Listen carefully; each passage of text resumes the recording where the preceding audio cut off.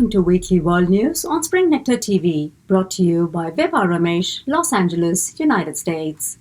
First, the top headlines. Biden administration moves forward with infrastructure bill. Record high wildfires in Turkey. Indian Prime Minister likely to chair UN Security Council. Local COVID restrictions may be reinstated. Canada reaches settlement on clean water deal. China, United States, and Japan are in the top 3 in Tokyo Olympics. Moving on to news in detail. The United States Senate spent most part of last weekend discussing ways to pass the infrastructure bill, a top priority bill on Biden's agenda. To this extent, bipartisan negotiators worked through a Saturday session to finalize the $1.2 trillion infrastructure bill. Discussions continued into the following day in a rare Sunday session, which showed more promising signs of proceeding with the bill. Even as the legislation was being written, Democratic leader Chuck Schumer hinted that a vote on the bill may soon be held.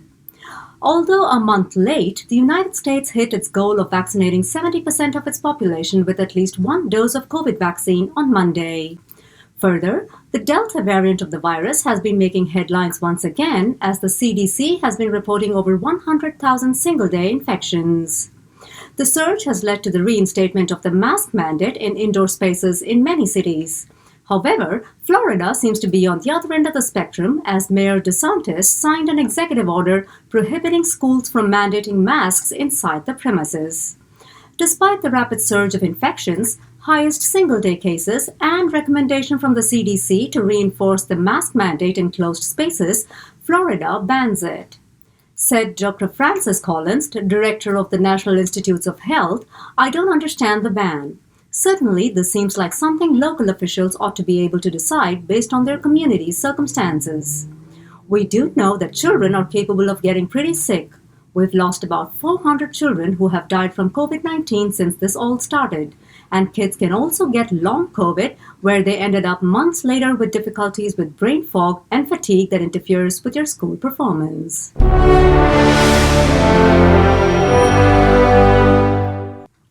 President Biden, though, holds a more optimistic view, and he believes that the nation is now prepared to deal with the surge. He continues to encourage more people to get vaccinated, as he tweeted on Monday. "Unlike a year ago, we have the ability to save lives and keep our economy growing. We know we can dramatically lower the cases in the country. We can do this. Get vaccinated." On a different note, the Pentagon was put on a temporary lockdown on Tuesday. The lockdown was initiated following a brief outbreak marked by violence outside the Pentagon. It was known that the suspect succumbed to the shot later that day. The sequence of events and the connection between the shooting and stabbing is yet to be determined. Moving on, Turkey continues to burn in the heat of record-high wildfires that swept the nation last Thursday.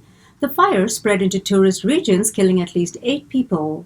Data has it that although wildfires are not new to the country, the blaze that occurred last week is unprecedented, with the intensity of heat reaching a record of 20 gigawatts.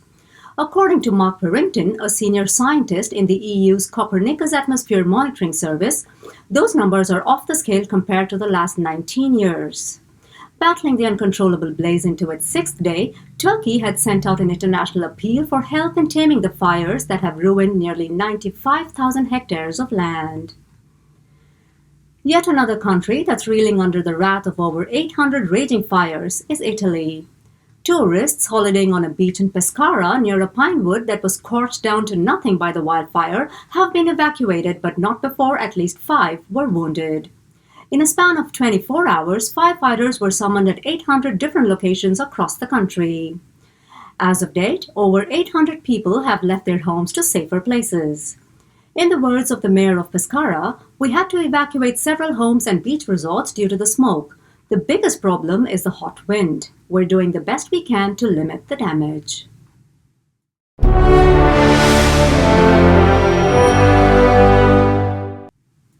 And in Afghanistan, Taliban owned up to the recent suicide bomb and gun attack that was executed on Tuesday in Kabul's Green Zone. The attack, aimed at the country's acting defense minister, killed 8 people.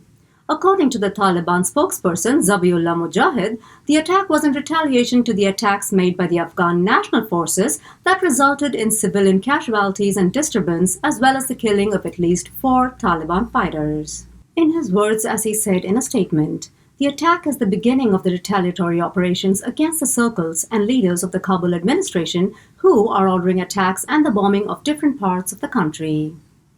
Moving on to India, the United Nations Security Council meeting is set to take place on August 9. Since India assumes the rotating chairmanship for the month of August, Prime Minister Narendra Modi may chair the session. The session is targeted at discussions on 3 main focus areas such as maritime security, peacekeeping, and terrorism. In the words as tweeted by Foreign Minister S. Jaishankar, as we take over UNSC presidency for August, look forward to working productively with other members. India will always be a voice of moderation, an advocate of dialogue, and a proponent of international law. News of the pandemic in the nation has it that after 11 weeks of week-on-week decline in the number of new infections, there has been an increase in fresh COVID-19 cases by 7.5% last week. Currently, Kerala is the epicenter with single-day records of over 20,000 infections for 6 consecutive days. In the light of the surge and the upcoming festival season in the country, the Centre has advised the states and union territories to evaluate reinstating safety protocols.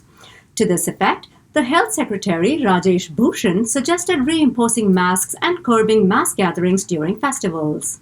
He also conveyed the concern expressed by the Indian Council of Medical Research and the National Centre for Disease Control that mass gatherings during festivals could turn into super spreaders, which would eventually lead to a surge.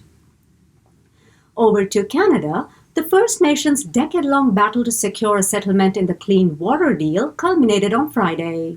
To this effect, the Canadian federal government reached a settlement of $8 billion Canadian dollars across 2 class action lawsuits. Sources say that $1.5 billion of settlement will be allocated to an estimated 142,000 individuals from 258 First Nations. According to the agreement, drinking water infrastructure will be built besides compensating the residents. As remarked by Indigenous Services Minister Mark Miller, our commitment is to ensure that all First Nation communities have access to clean, safe, and reliable drinking water. And in the United Kingdom, the Joint Committee on Vaccination and Immunization announced that vaccinating 16 and 17-year-olds against COVID would not require parental consent.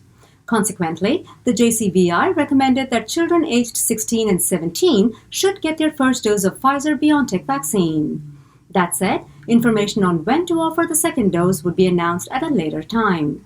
Commenting on the move, the chair of the group's COVID-19 subcommittee, Professor Y. Shen Lin, said that while COVID-19 is typically mild or asymptomatic in most young people, it can be very unpleasant for some, and for this particular age group, we expect 1 dose of the vaccine to provide good protection against severe illness and hospitalization.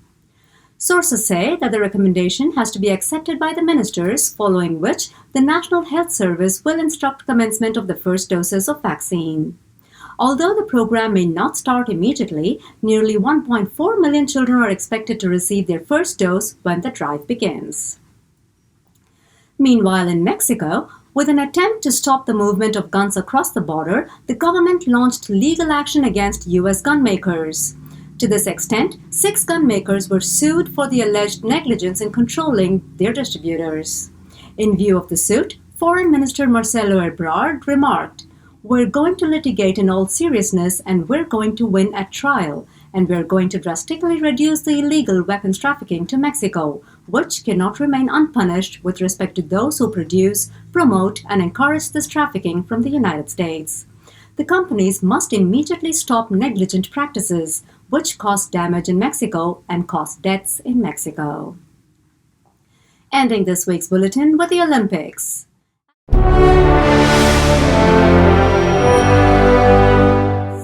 As has always been the case with the Olympics, this year too the sports are played in all fervor.